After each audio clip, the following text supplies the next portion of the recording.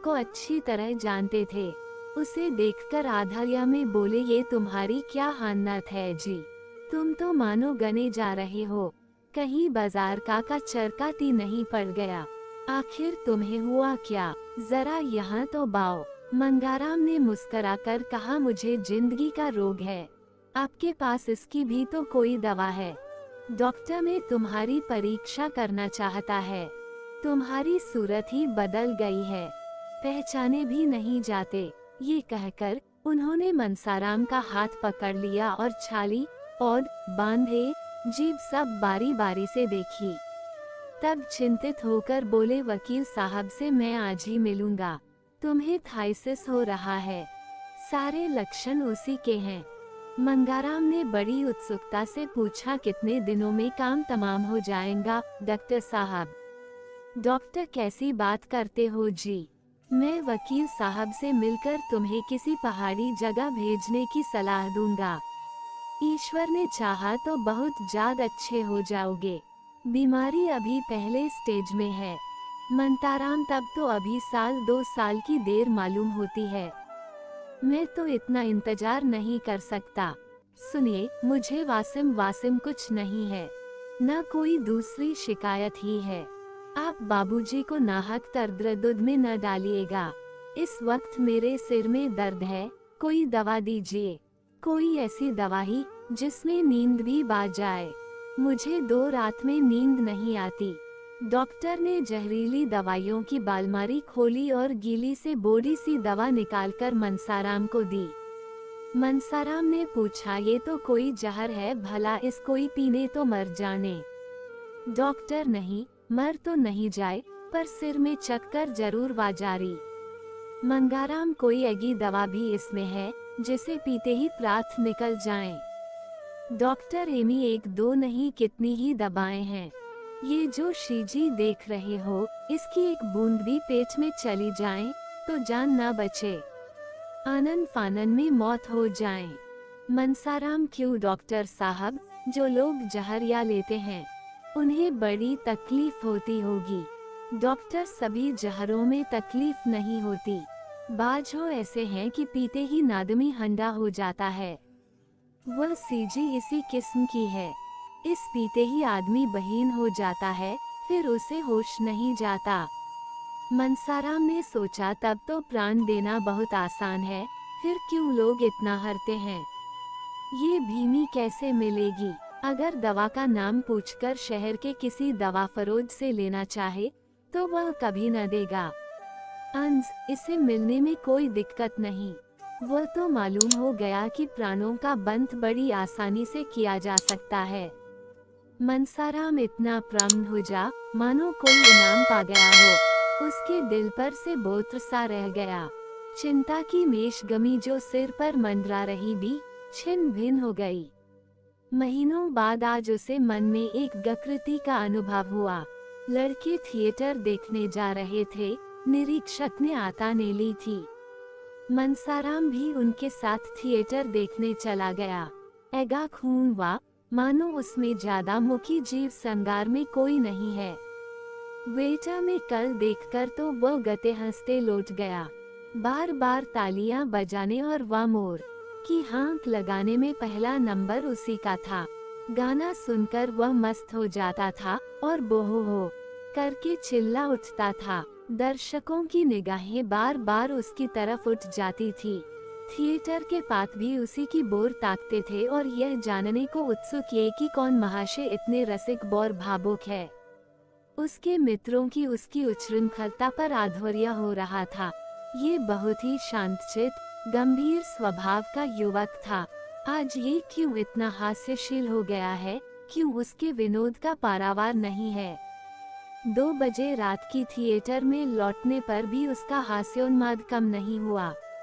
उसने एक लड़के की चारपाई उलट दी, कई लड़कों के कमरे के द्वार बाहर में बंद कर दिए और उन्हें भीतर में खटखट करते सुनकर हंसता रहा।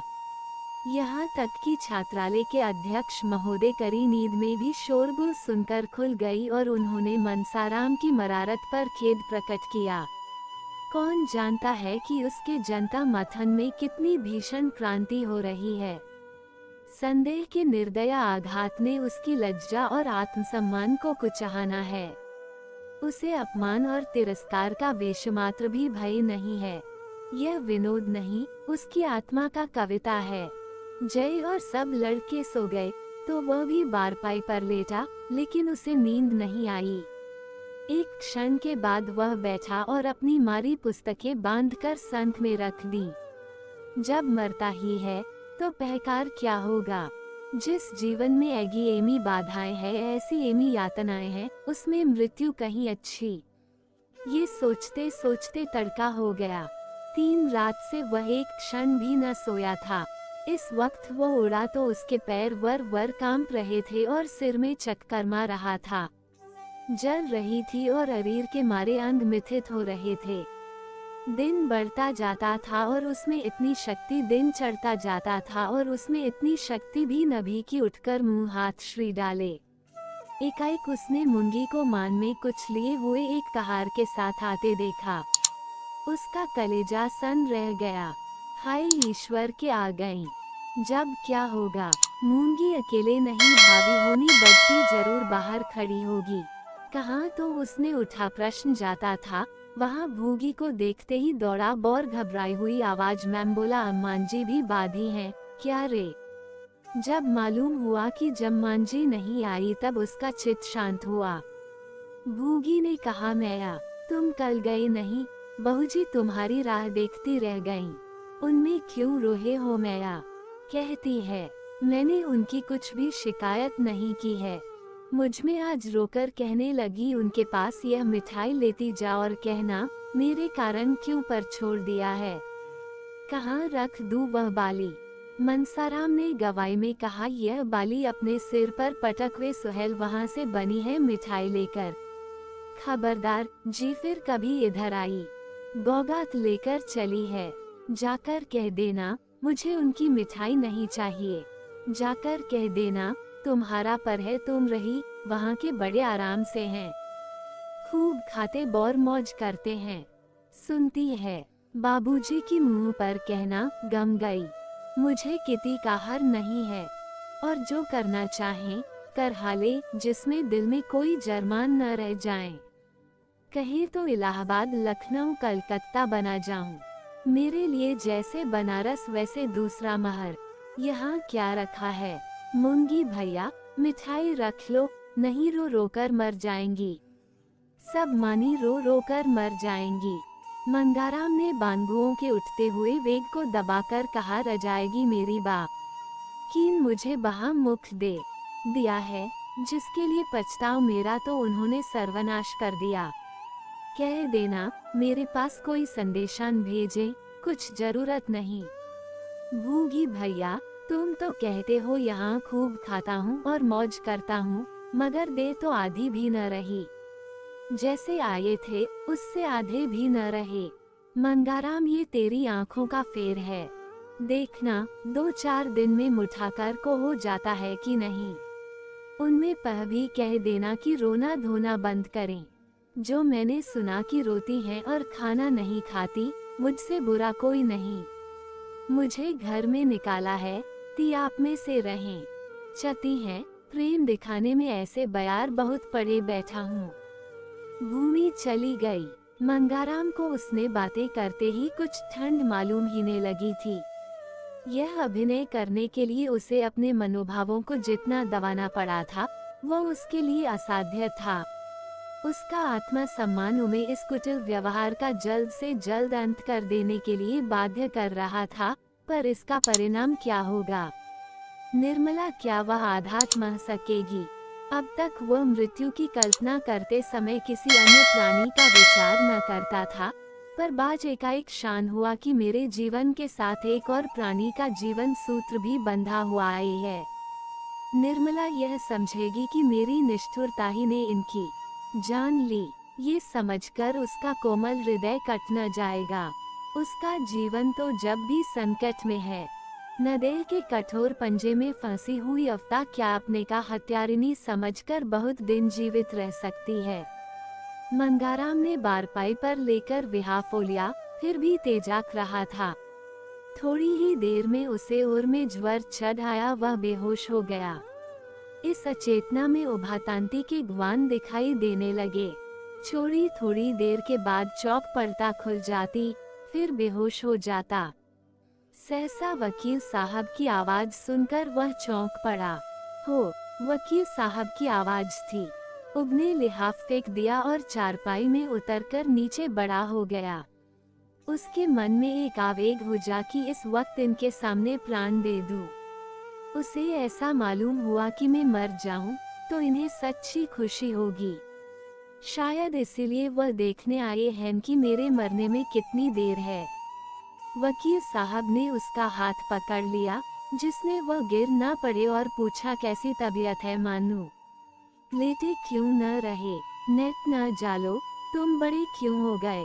मंताराम, मेरी तबीयत तो बहुत ही है। आपको ही मुंशी जी ने कुछ जवाब दिया। लड़के की दशा देखकर उनकी आंखों से आंसू निकल आए।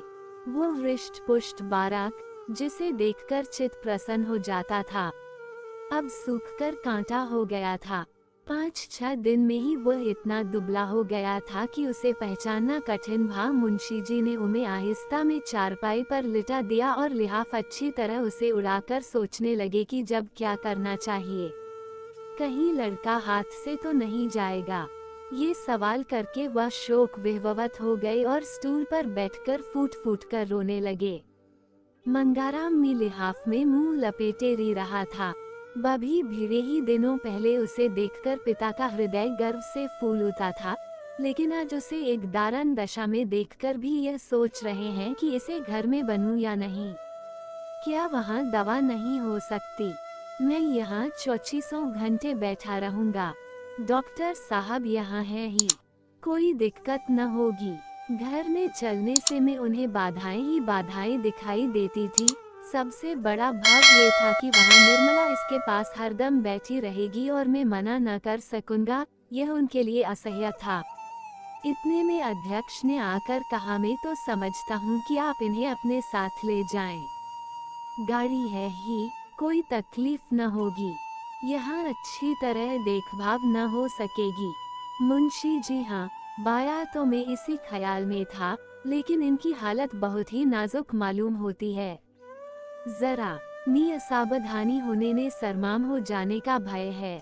अध्यक्ष, यहाँ से इन्हें ले जाने में बड़ी सी दिक्कत जरूर है, लेकिन ये तो आप खुद सोच सकते हैं कि घर पर जो आराम मिल सकता है वह वहाँ किसी तरह नहीं मिल सकता। इसके अतिरिक्त किन्हीं बीमार लड़के को यहाँ रखना नियम विरुद्ध भी है। मुंशी जी, कहिए ती में मास्टर में जाने, मुझे इनका यहाँ में इस हालत में ले जाना किसी तरह मुनासिब नहीं मालूम होता। अध्यक्ष ने हेडमास्टर का नाम सुना तो समझे कि यह महाशय धमकी दे रहे हैं। जरा तिनकर बोले, हेडमास्टर नियम विरुद्ध कोई बात नहीं कर सकते।